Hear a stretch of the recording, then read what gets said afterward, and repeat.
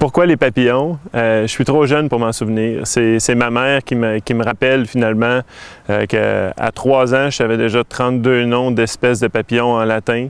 J'étudie l'impact des changements globaux, donc des changements climatiques et de la perte d'habitat principalement sur la répartition des papillons en Amérique du Nord. Ce qu'on essaie de quantifier, puis ce qui inquiète beaucoup les chercheurs, les scientifiques en lien avec les changements climatiques, c'est la rapidité à laquelle les changements se produisent. C'est un travail de longue haleine, puis c'est pour ça que la récolte de données sur une grande échelle, mais sur une grande échelle de temps et d'espace, est très, très, très importante. La première semaine de juillet, partout sur le continent, en fait Canada et États-Unis, il y a des gens qui se rencontrent pour faire un décompte de tous les papillons qu'ils peuvent observer à l'intérieur d'un périmètre d'à peu près 16 km². J'ai décidé d'ouvrir finalement l'activité aux citoyens de Rigaud, puis d'appeler ça le papilloton.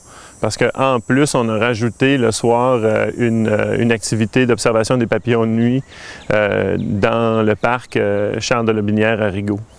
On utilise l'information qu'on récolte durant ces journées-là pour, si tu veux, meubler notre banque de données d'informations sur la distribution des espèces à travers le continent. C'est une banque de données qu'on a mis en place il y a 3 ans qui s'appelle ePapillon ou eButterfly en anglais.